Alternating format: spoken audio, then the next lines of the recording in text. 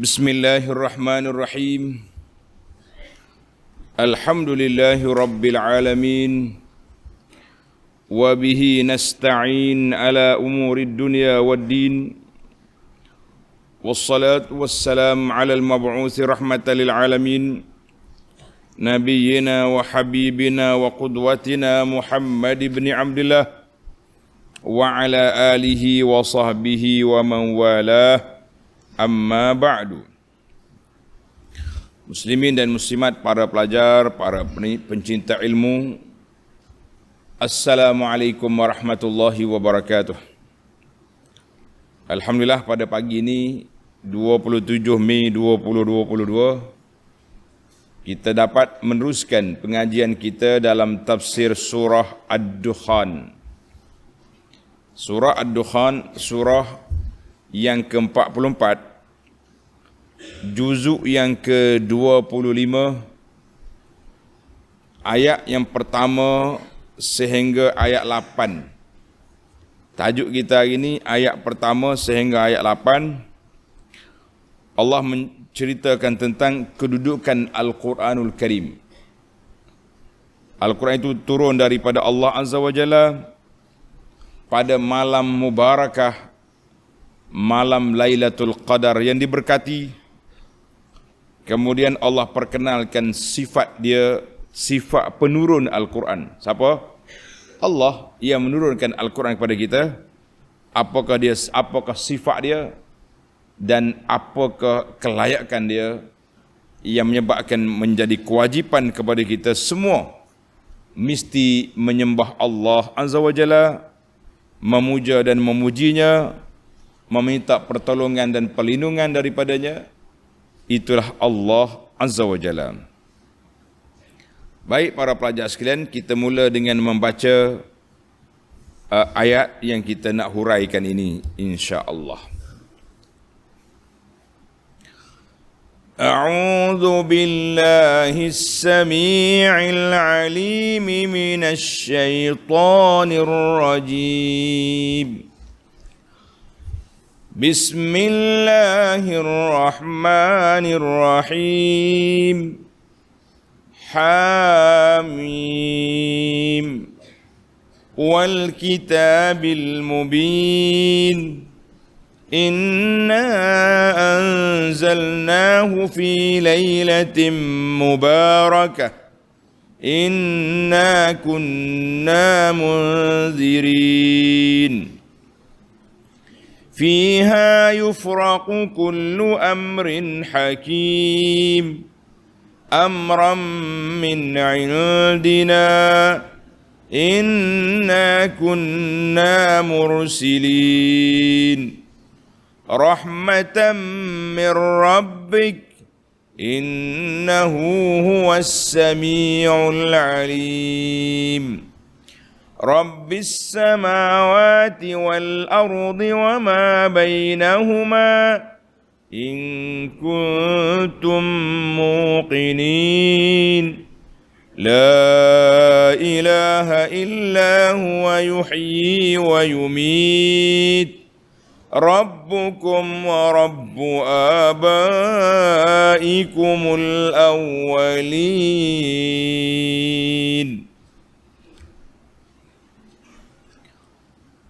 Balik semula kita kepada tafsir surah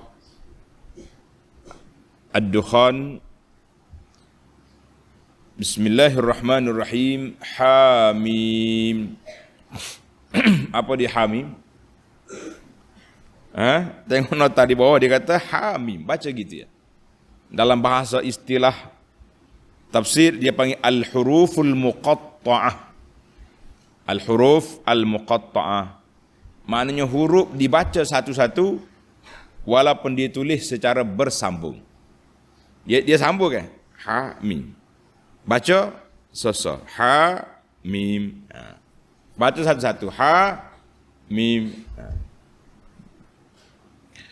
Ha, mim. Itu dipanggil huruf al-muqatta'ah.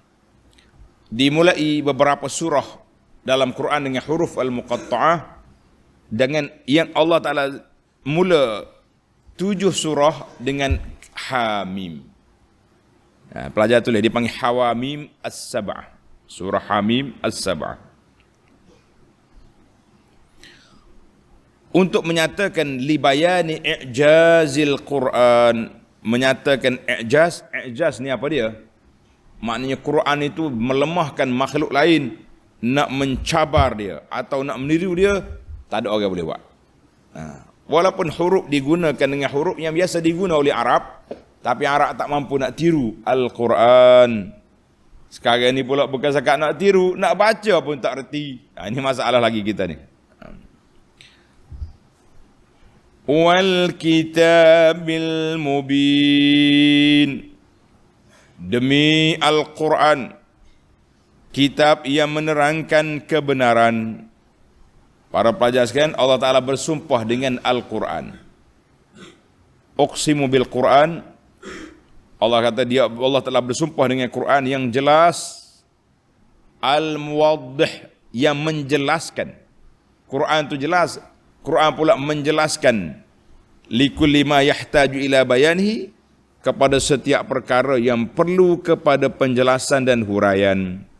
Maka para ulama tafsir kata al-mubin ai menjelaskan segala perkara yang diperlukan oleh makhluk-makhluk Allah Ta'ala atas dunia ini. Itulah peranan Al-Quran. Peranan Al-Quran menjelaskan semua keperluan dalam garis panduan kehidupan kita ini. Alhamdulillah. Yang kata Quran turun tak tahu apa lah. Yang tak tahunya kita, yang tak belajar tafsir, yang tak belajar ni kita tak tahu. Tapi sebenarnya, apa sebenarnya? Sebenarnya Al-Quran itu sudah jelas. Yang tak jelasnya orang tak belajar. Itu saja. Jangan kata tak jelas Quran. Kita tak faham, kita marah dengan orang pula. Lah, banyak juga dah benda-benda kita tak faham, kita pergi marah. Jangan marah. Belajar dulu, mengaji dulu, barulah kita nak marah. Boleh. Itu peranan Al-Quran. Kemudian Allah SWT nyatakan bila ke waktu diturunkan Quran. Para pelajar tanda, bila ke waktu Al-Quran itu diturunkan. Mata, bila? Ayat 3 menjawab, Inna anzalnahu fi laylatin mubarakah. Inna kunna munzirin. Sesungguhnya kami telah menurunkan Al-Quran itu pada malam yang diberkati. Apa makna malam yang diberkati? Mubarakah makna apa? Kalau kata berkat itu, kita kata dia ni ada keberkatan. Apa makna berkat? Tulis. Berkat itu makna kathirul khairat, banyaknya kebajikan, banyaknya kebaikan. Itu dia panggil berkat. Kita kata waktu diberkati. Mana dalam waktu ni kita banyak benda-benda yang kita boleh buat, kita mampu. Kita dapat hikmah daripada rahmat Allah Ta'ala. Itu dia panggil berkat. Budak ni diberkati oleh Allah. Sebab apa? Sebab dia punya akhlak baik, pendidikan dia, pelajaran dia cemerlang, dia suka tolong orang, itu budak diberkati. Tapi kalau dia panggil ngaji pocorok, corok kau panggil. Ngaji pocorok, akhlak pula ke laut, itu dia panggil budak tidak diberkati. Na'udzubillah. Kita ni para pelajar nak jadi yang diberkati ke tidak? Nak? Ajuhlah.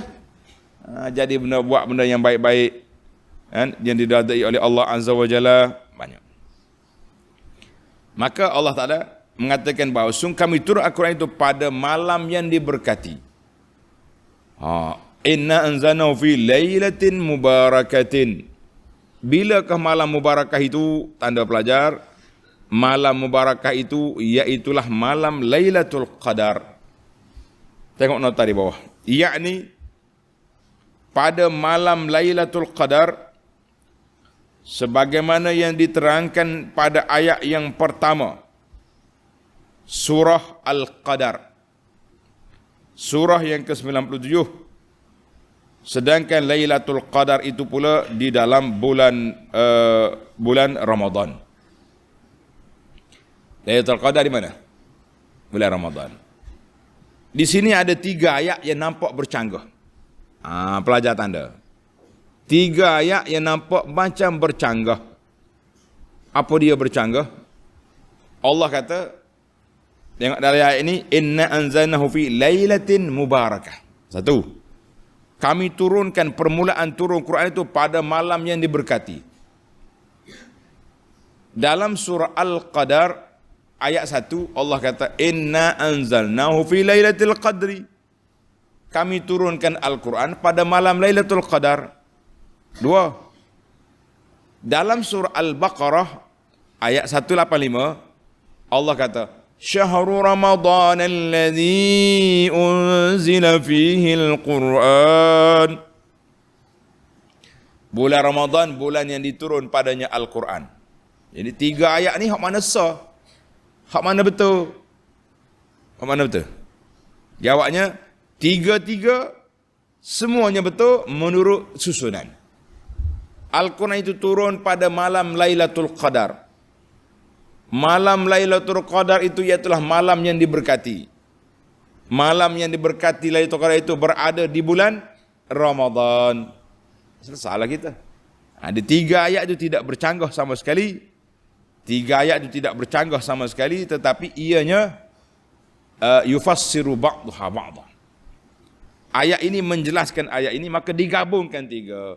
Al-Quran itu diturunkan pada bulan Ramadan, pada malam Lailatul Qadar, malam yang diberkati. 3 ayat itu dipasang sekali, jadilah comel. Comel ke tidak? Mana tak comel? Itu dipanggil tafsir Quran bil Quran. Tengok not, itulah yang ditafsirkan oleh ulama salaf, Ibnu Abbas dan kebanyakan ulama tafsir. Dia kata apa? Lailah mubarakah, iaitulah pada malam Lailatul Qadar. Malam Lailatul Qadar. Tengok nota di bawah. Ada setengah ulama tafsir mengatakan bahawa malam yang diberkati itu iaitulah malam nisfu Sya'ban. Oh, dia kata sebab tu setengah orang faham malam nisfu Sya'ban dipanggil malam tukar buku. Tahu tukar buku? Buku rekod catatan kita ni ditukar pada malam nisfu Sya'ban.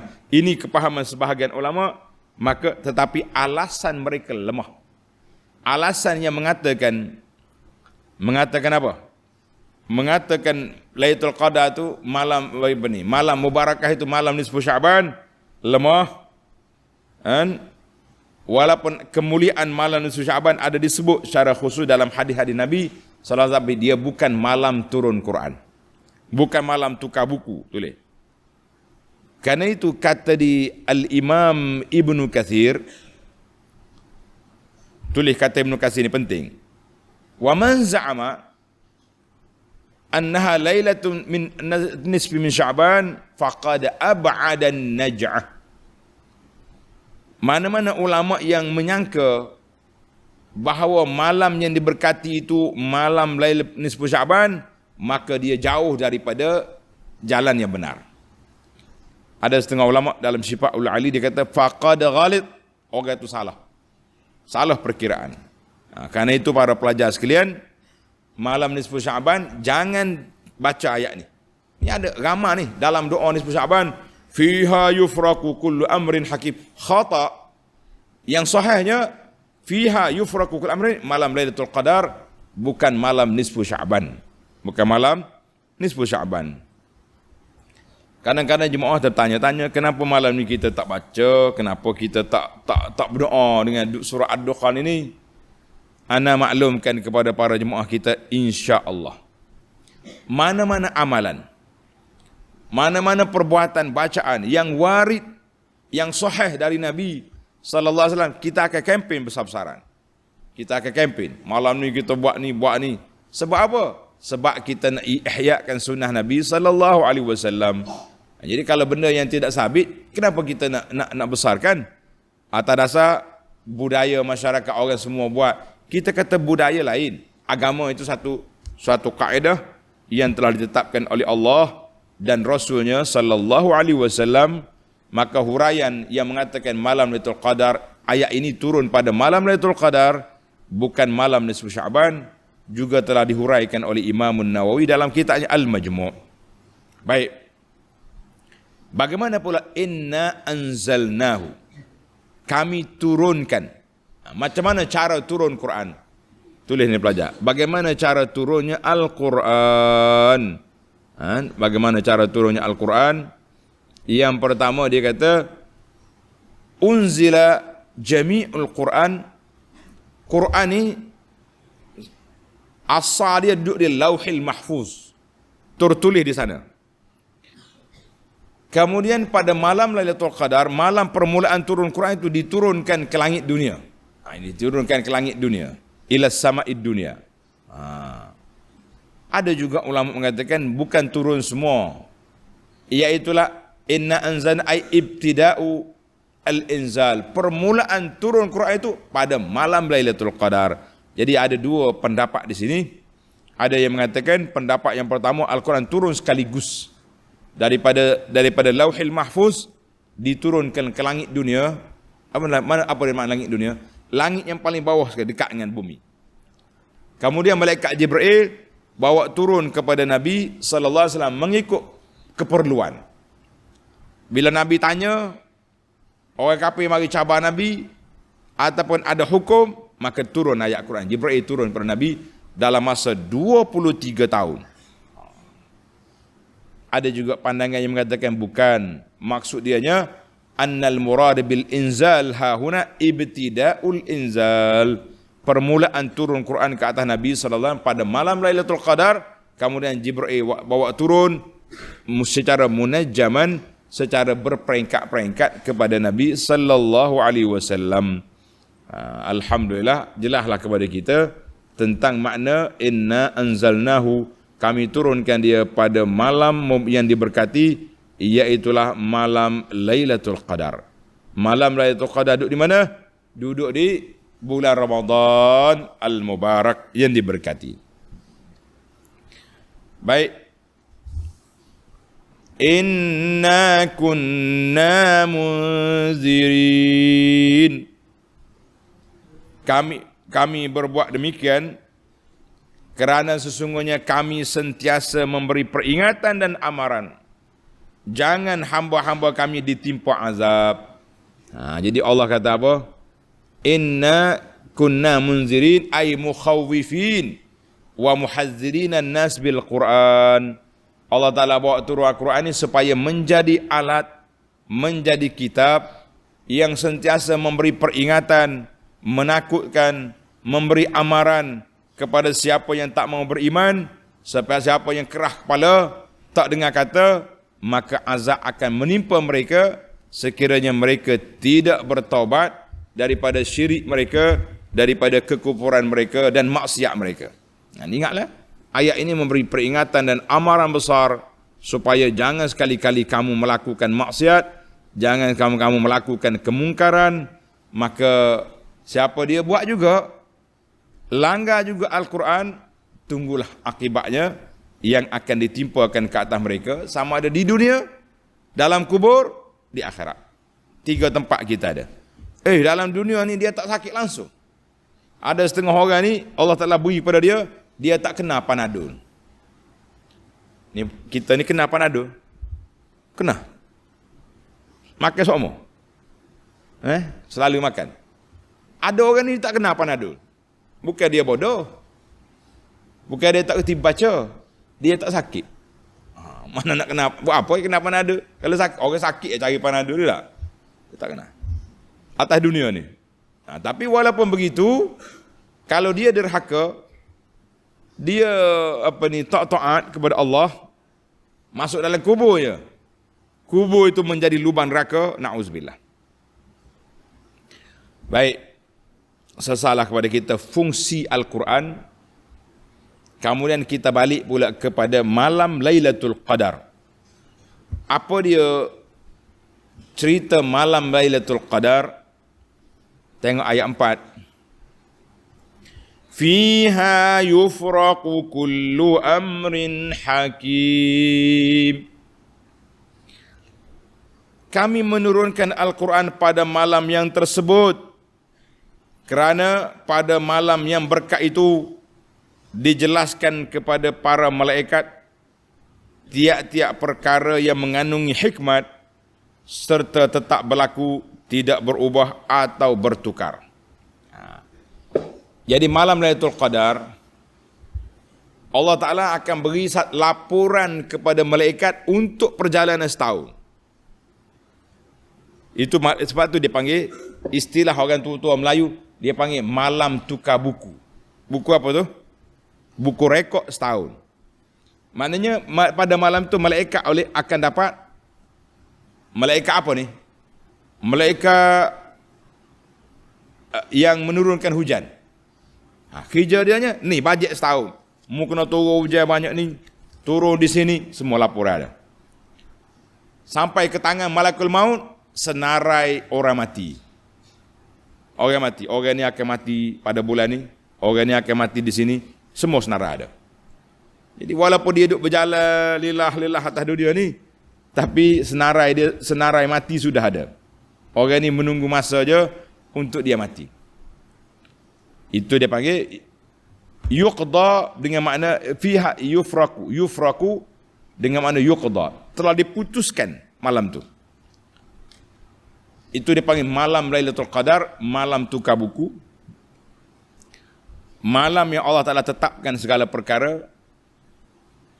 Tak boleh lagi kita kata malam jadi bila berlaku sedemikian, maka tak boleh lagi kita nak minta tukar-tukar, tak boleh.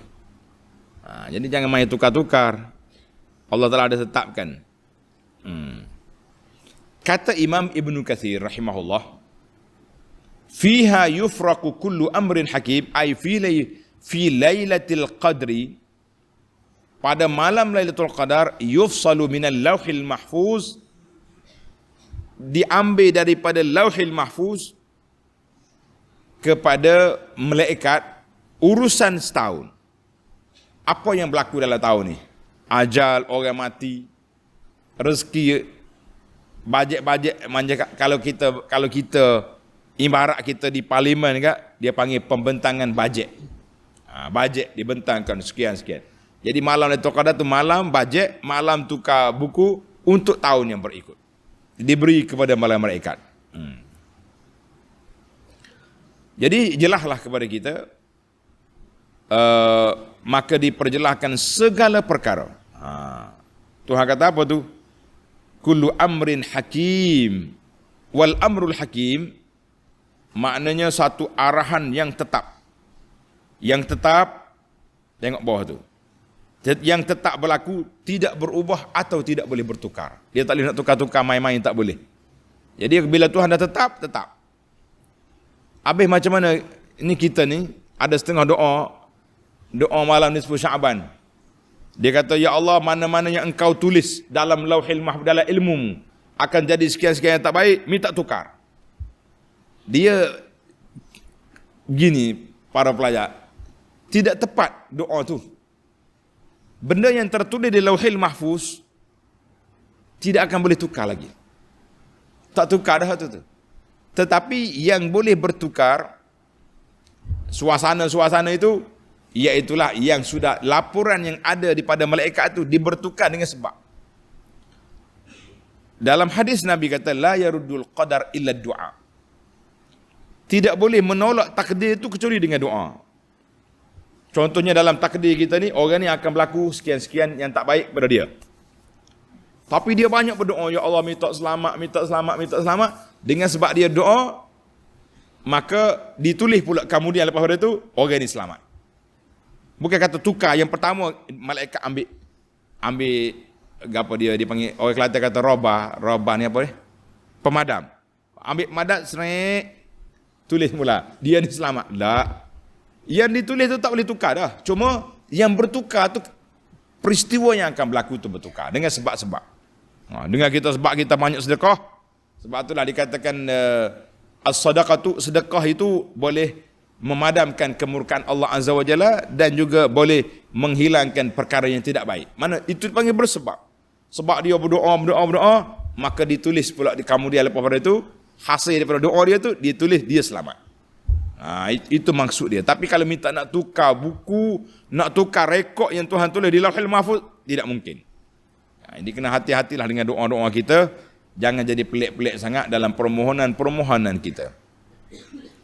Maka pada malam Lailatul Qadar, itulah yang berlaku. Dan Lailatul malam Mubarakah itu bukan malam nisfu Sya'ban. Walaupun nisfu Sya'ban itu ada kelebihan tersendiri dalam hadis lain, tapi dia tidak malam tukar buku.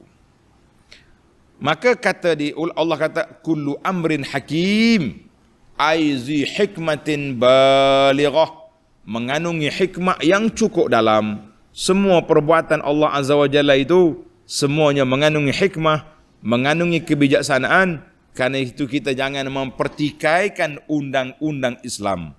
Undang-undang Islam. Jadi ada dua amrin hakim dengan makna muhkam. Hakim, muhkam dengan makna yang teguh, seperti dalam terjemahan kitab kita ni, yang teguh, yang tetap berlaku, tidak boleh berubah dan bertukar. Ada juga hakim dengan makna hikmah, kebijaksanaan. Alhamdulillah, dua-dua tu berlaku. Allah Ta'ala buat satu benda yang tetap tak boleh bertukar, dan dengan kebijaksanaan Allah Azza wa Jalla, benda itu terjadi. Alhamdulillah.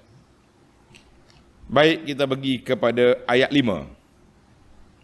Amram min indina inna kunna mursilin. Iaitu perkara-perkara yang terbitnya dari hikmah kebijaksanaan kami, sesungguhnya telah menjadi adat kami mengutus Rasul.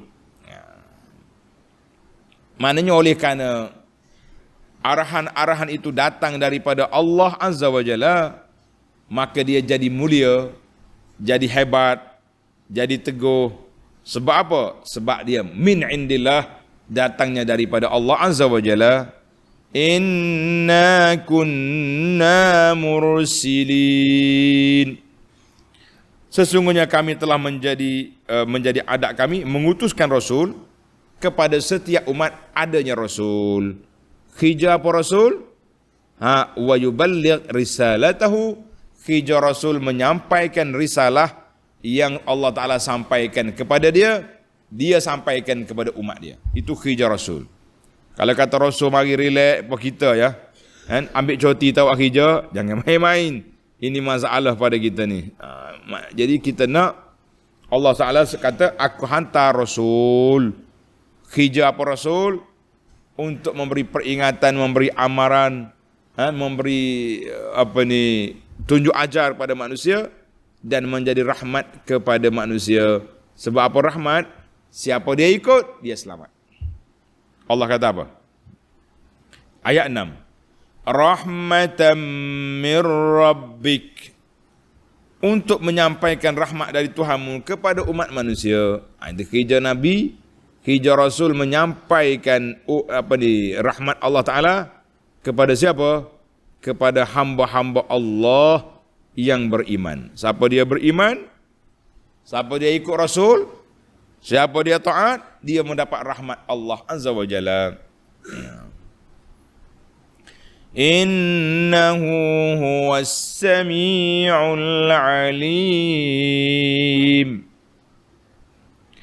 Innahu huwas sami'ul alim. Sesungguhnya Allah amat mendengar, lagi amat mengetahui akan segala keadaan hamba-hambanya. Allah Ta'ala mendengar, lagi amat mengetahui akan segala keadaan hambanya. Dengar, ini sifat Allah Ta'ala. Bila kata dua sifat ini, kita tak boleh lari lagi. Dua sifat ini macam nak lari. Hai, bolehkah kita nak mengumpat orang? Mengumpatlah kau. Allah Ta'ala mendengar. Bolehkah kita nak menipu, nak buat benda tak baik? Allah Ta'ala Al-Ali, maha mengetahui. Bagaimana kamu berani? Jawabnya, dengan ada sifat-sifat Allah Ta'ala dalam hati kita, kita tak berani melanggar, kita tak berani memotong hudud, batasan yang telah dibuat oleh Allah Azza wa Jalla. Tapi kalau kita lupa sifat Allah ni hanya dijadikan lagu-lagu je, dijadikan nasyid je, tapi tak masuk dalam hati, maka itulah yang terjadi. Manusia berani langgar perintah Allah. Sebab apa?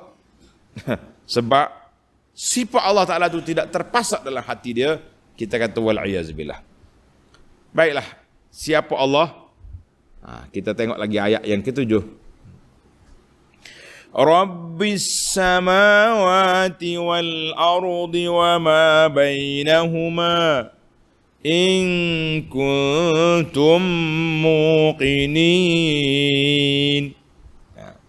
Bila Allah Ta'ala bagi arahan, kemudian dia perkenalkan diri dia. Siapa Allah? Tuhan Allah ialah Tuhan yang menjadikan dan mentadbirkan keadaan langit dan bumi serta segala yang ada di antara keduanya. Kita ni bukannya dia tarah jaga negeri, jaga daerah. Allah Ta'ala jaga langit dengan bumi, itu milik dia. Itulah Allah Ta'ala yang berhak disembah. Kalau betul kamu orang-orang yang yakin akan yang tersebut, maka terimalah sahaja apa yang diutuskan kepada kamu. Kalau kamu yakin, terima. Allah Ta'ala dah bagi tahu, kenalkan kita ni dengan sifat dia, bahawa dia tu pencipta langit dengan bumi. Jadi kalau kamu yakin, kamu kena terima betul-betul. Sebab itulah kata di ulama tafsir, in kuntum muqinin,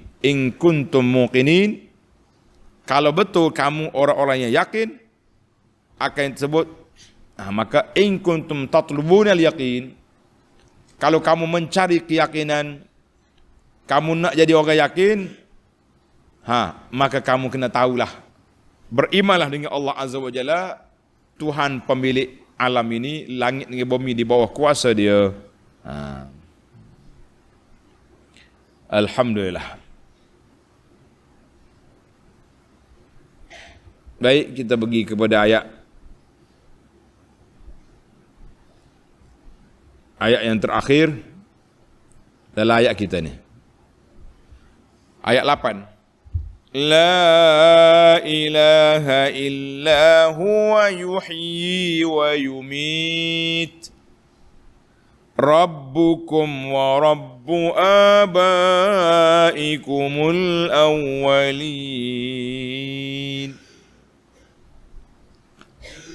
Tiada Tuhan yang berhak disembah, dipuja, dipuji, diminta pertolongan, diminta perlindungan, melainkan Allah. Ini ayat ni kata putuslah. Allah Ta'ala bagi tahu tanda-tanda kekuasaan dia.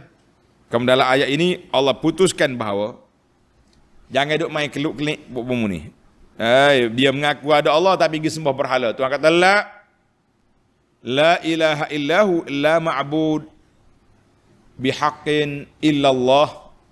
Tidak ada Tuhan yang berhak disembah, dipuja-puji kecuali Allah Azza wa Jalla. Apa dia kekuasaan Allah? Yuhyi wa yumit. Yuhyi wa yumit. Allah lah yang menghidupkan dan yang mematikan. Allah lah yang menghidupkan dan yang mematikan. Itu kuasa Allah Azza wa Jalla. Yuhyi wa yumit. Ai huwal mutasarrifu wahdahu. Kuasa Allah Ta'ala saja untuk menghidupkan orang dan mematikan orang. Siapa yang Tuhan nak hidup, dia hidup. Siapa Tuhan nak mati, mati orang tu. Orang lain tak boleh nak kata apa dah. Tengok saja. Orang mati kita tanam, orang hidup kita jaga. Rabbukum wa rabbu abaikumul awwalin. Dan dialah jua Tuhan kamu serta Tuhan datuk nenek kamu yang telah lalu. Huwa khaliqukum wa malikukum wa raziqukum antum wa aba'ukum. Jadi Allah Ta'ala bagi tahu dialah yang mencipta, dialah pemilik, dialah yang memberi rezeki kepada kamu dan untuk nenekmu bila pada ni pun Allah Ta'ala yang beri rezeki, bukan untuk nenek kita sendiri buat rezeki. Tapi kita sebagai manusia kena mencari rezeki. Jangan tunggu rezeki. Sebagaimana kata orang, rezeki tak datang bergolek. Nah, dia tak mari golek, ni rezeki mula. Kita pun tak payah buat kerja apalah, pakai duduk di masjid. Tunggu di tangga masjid apa? Tunggu rezeki. Lah. Bawa cangkul, bawa alat-alat pergi cari rezeki. Kemudian Allah Ta'ala akan anugerahkan kepada setiap hambanya kadar rezeki yang telah ditetapkan oleh Allah Azza wa Jalla. Tak boleh kita tamak nak lebih. Tak boleh juga kita malas ambil kurang. Ambil setakat mana yang telah diizinkan oleh Allah Azza wa Jalla kepada kita. Alhamdulillah, para pelajar sekalian, tamatlah perbincangan kita surah Ad-Dukhan ayat yang pertama sehingga ayat 8. Baik, kita berpindah pula kepada Al-Fawaid, mengutip 5 faedah. Oleh kerana kita ni 5 faedah saja, maka kita skip beberapa faedah yang berulang.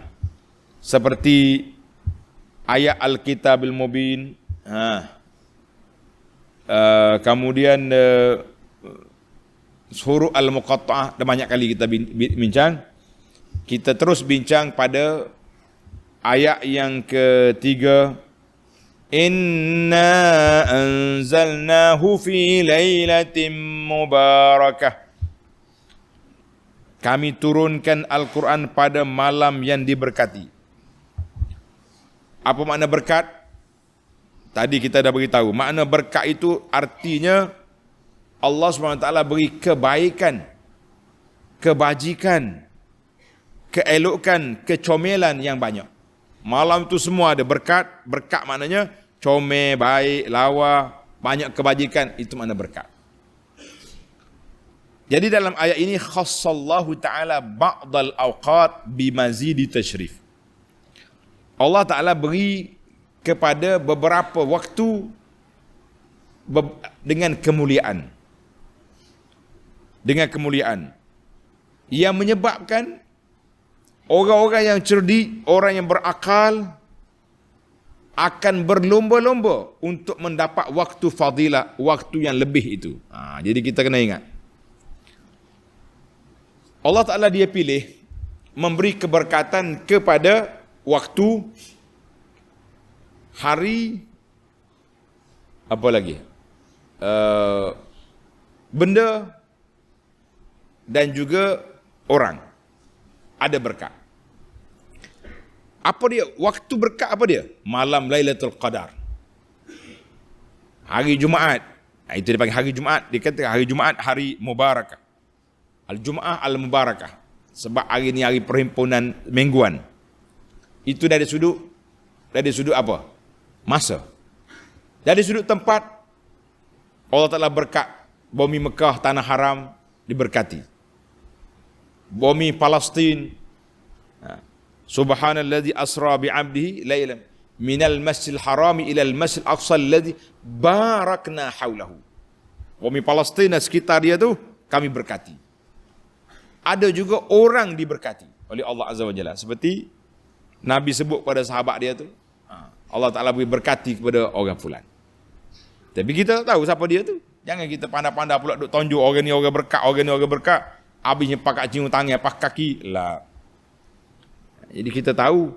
Maka di dalam ayat ini khususnya Lailah Mubarakah, malam yang diberkati itu Allah Ta'ala tasyrifkan malam turun Quran.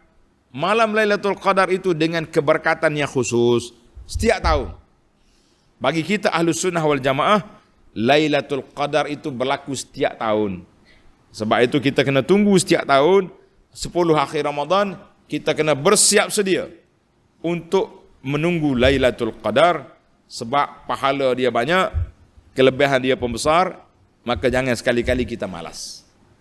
Tapi hari ini apa boleh buat? Banyak teori yang memalaskan orang. Banyak teori nak memalas orang. Macam mana teori? Kalau bermulanya Ramadan pada malam sekian, Lailatul Qadar malam sekian. Malam sekian pula pakat duk tunjuk gambar. Oh, pagi ni matahari cerah, Lailatul Qadar ada semalam. Orang hak malah dah. Oh, pakai kompos lalu dah. Kompos apa? Kompos tak pergi masjid dah esok sebab Lailatul Qadar ada semalam. La. Itu faedah yang pertama. Faedah yang kedua, dari nombor 2. Ayat yang sama, Inna anzalnahu fi lailatin mubarakah. Ayat ini Allah Ta'ala sifatkan malam itu mubarakah, diberkati. Bila sebut diberkati, menyebabkan dia panggil tashwiq lima'rifatiha, menggerakkan hati orang supaya dia tahu, oh apa dia malam diberkati itu, apa dia? Iaitulah malam permulaan turun Al-Quranul Karim ke atas Nabi SAW ketika Nabi berada di Gua Hira di Mekah pada bulan Ramadan. Jelas kepada kita, pada bulan Ramadan, maka berkatnya malam diturun Quran itu telah ditetapkan oleh Allah Azza wa Jalla, ditetapkan bahawa permulaan turun Al-Quran pada malam yang diberkati. Pada malam yang berkati. Jadi siapa dia nak berkat, dampingkan diri dia dengan Al-Quran. Dampingkan diri dengan Al-Quran. Itu satu. Dari sudut masa, dari sudut Quran itu sendiri, mubarakatan. Lima anna nuzul Al-Quran, dengan turunnya Al-Quran itu telah menarik keberkatan, membawa manfaat kepada agama dan dunia dua-dua sekali. Jadi bila malam tu malam itu Qadar, malaikat turun penuh bumi ini. Pasal tu nama dia Al-Qadar, Lailatul Qadri, malam yang sempit. Tulis Al-Qadar, dia ada makna dua qadar. Al-Qadar dengan makna malam yang diberkati, tinggi kedudukan, sebab malam tu mustajab doa, malam tu tukar buku, malam tu kelebihan beribadat 1000 bulan. Itu dia panggil qadar. Satu lagi Al-Qadru dengan mana ad-diqa. Lailatul Qadri ay Lailatul Diq, malam yang sempit bumi ini dengan sebab malaikat turun daripada langit ke bumi. Kita tak seru apa malam tu. Mak pergi duk keluar lepas tarawih pergi makan coy, tak rasa pun bumi sempit. Benda ni benda yang dia panggil apa, bukan benda fizikal, benda orang panggil maknawi. Kita tak nampak, lebih-lebih malaikat tu dia turun, kita pun tak nampak dia. Dia nampak kita. Habislah itu dua makna mubarakah. Kita pindah pula kepada faedah yang ketiga. Fiha yufraku kullu amrin hakim. Fiha yufraku kullu amrin hakim. Allah kata apa? Pada malam yang berkat itu dijelaskan, diputuskan tiap-tiap perkara yang mengandung hikmah serta tetap berlaku. Hakim dengan makna muhkam, tetap berlaku. Hakim dengan makna kebijaksanaan. Dua makna. Jadi ayat ini dalil ala at-taqdir as-sanawi, hauli. Maknanya takdir, penetapan perkara yang akan berlaku dalam setahun yang akan datang diputuskan pada malam Lailatul Qadar. Allah Ta'ala serahkan kepada malaikat rekod laporan setahun yang kamu kena buat. Tadi kita buat contoh kan, malaikat hujan, jaga hujan. Malaikat yang menurunkan rezeki, jaga rezeki. Malaikat maut duduk bilang, orang ni sedap duk makan teh. No, makan tom yum lagi, makan berapa serak-serak. Padahal hanya 20 minit lagi dia nak mati. Berlaku tidak? Sudah makan restoran sedap, motor besar, perang pejek, berau lari masuk. Innalillah wa inna ilaihi rajiun. Mati. Ada orang dia sedap makan buah sedap, kedai kopi, pom buah. 5 minit lagi nak mati. Nak kata apa? Allahul musta'an. Tengok duk mandi di pantai, mari tsunami, berau, habis mati. Yang ni maknanya malaikat sudah tahu dia ni nak mati. Kematian itu dia panggil takdir. Tulis pelajar, at-taqdiratu anwa. Takdir Allah Ta'ala, penetapan takdir ni ada beberapa jenis. Yang pertama, takdir kepada perjalanan semua makhluk ini. Takdir perjalanan makhluk ini sampai kiamat itu telah ditetapkan oleh Allah Azza wa Jalla sebanyak 50 tahun sebelum diciptakan makhluk.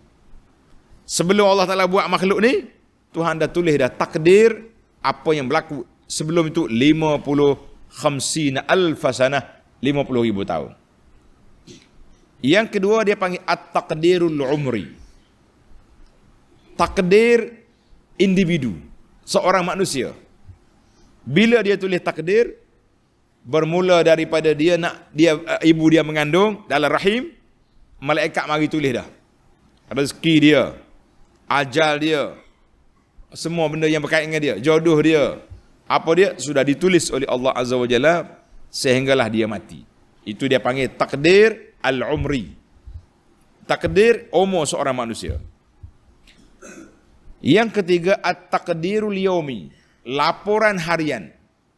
Sepanjang hari ini. Jadi ada takdir setahunan, ada takdir individu seorang-seorang, ada takdir harian, wa huwa tanfizu kulli zalika ila maudhihi. Setiap perkara itu akan berlaku mengikut tempoh yang ditetapkan. Orang ni kaya, orang ni miskin, orang ni hidup, orang ni mati, telah ditetapkan oleh Allah Azza wa Jalla. Yufraku kullu amrin hakim. Alhamdulillah. Faedah yang keempat, boleh tulis ke tak ni tahu? Laju ke? Tengok balik dalam rakaman. Yang keempat, Allah kata apa? Rahmatan min rabbik, amran min indina, inna kunna mursilin, rahmatan min rabbika, innahu huwas samiul alim. Tengok. Jadi dalam ayat ini Allah Ta'ala nyatakan Al-Quran itu ta'zimul Quran. Allah Ta'ala besarkan Quran itu, muliakan Quran dengan 3 perkara. Tulis laju sikit. Yang pertama, ta'zimuhu bihasabi zatihi. Allah Ta'ala memuliakan Quran itu sendiri mulia. Karena itu Allah Ta'ala bersumpah dengan dia. Wal kitabil mubin. Wal kitab, itu dia panggil sumpah. Allah Ta'ala bersumpah dengan Quran. Kata di para ulama, Allah Ta'ala tak akan bersumpah dengan satu benda itu kecuali menunjukkan kepada kemuliaannya. Kemudian Quran pula turun pada malam yang diberkati, diturun oleh malaikat yang mulia Jibril, dibawa kepada Nabi yang mulia. Maka kesimpulannya, semua yang berkait dengan Quran mulia. Semua yang berkait dengan Quran mulia. Al-Quran mulia sebab apa? Amran min indina, inna kunna mursilin. Quran itu turun daripada Allah Azza wa Jalla. Satu. Siapa dia yang bawa turun? Jibril. Siapa dia Jibril? Ketua malaikat yang paling mulia. Diturun bila? Pada malam Lailatul Qadar. Malam Lailatul Qadar, malam yang paling mulia. Diturun kepada siapa? Kepada Muhammad bin Abdullah sallallahu alaihi wasallam, Sayyidul Anbiya wal Mursalin, Rasul yang paling mulia.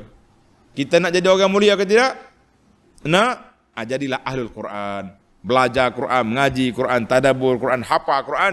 InsyaAllah kita akan jadi orang yang mulia. InsyaAllah. Baik. Yang kedua. Ta'zimul Quran yang kedua, iaitulah bayanu syarafihi.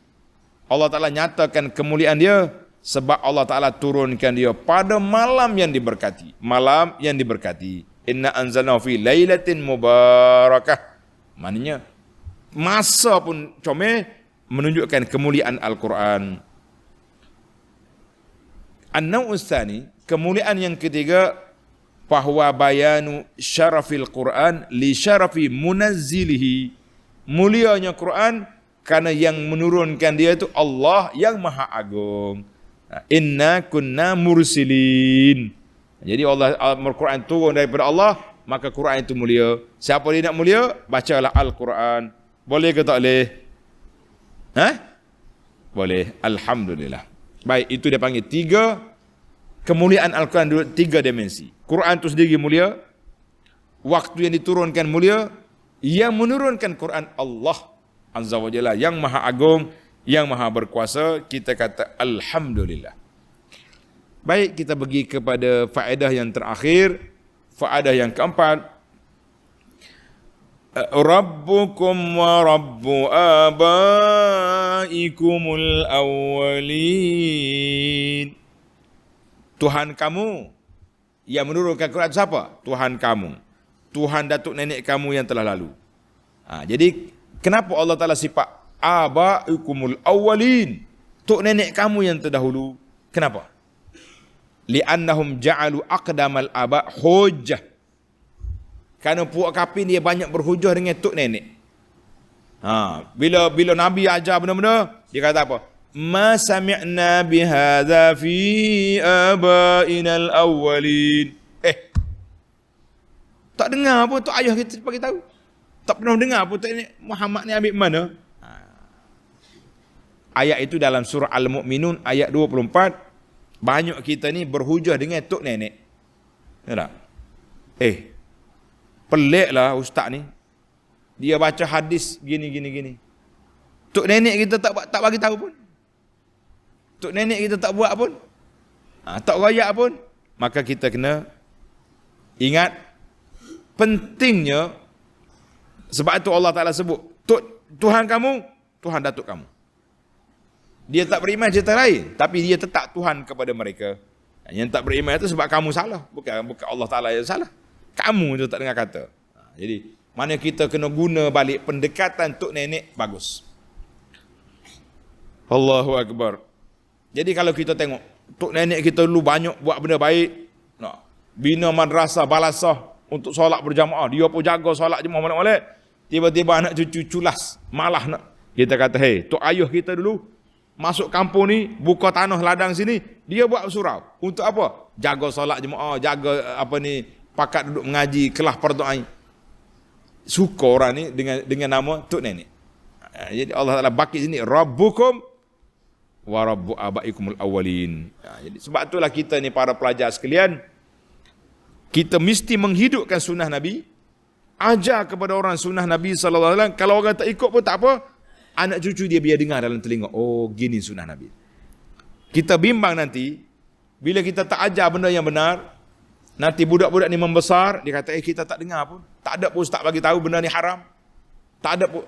Ni banyak ni orang cakap sekarang ni. Bila kita sebut benda ni tak baik, tak boleh ke? Tak ada pun orang bagi tahu. Sepanjang kita pergi sembahyang Jumaat, tak pernah perlu khatib cakap atas mimbar. Khatib atas mimbar, dia cakap kertas dia baca, nak kata apa. Tak pernah pun. Jadi, dia bungkit mula atas dasar, tak pernah dengar. Jadi, menjadi kewajipan kepada para pendakwah, menjelaskan yang benar, yang baik. Orang ikut ke tak ikut, biar masuk dalam telinga mereka, ini baik, ini tak baik. Dia nak ikut cerita lain. Tapi jangan mendakwa, tak pernah dengar daripada tok nenek kami. Bahaya itu. Baiklah, tamatlah kita 5 faedah yang dapat kita kutip. InsyaAllah kita akan sambung lagi ayat 9 dalam siri akan datang. Subhanakallahumma wa bihamdika asyhadu an la ilaha illa anta astaghfiruka wa atubu ilaik. Wa sallallahu ala nabiyyina Muhammadin wa ala alihi wa sahbihi ajma'in walhamdulillahi rabbil alamin.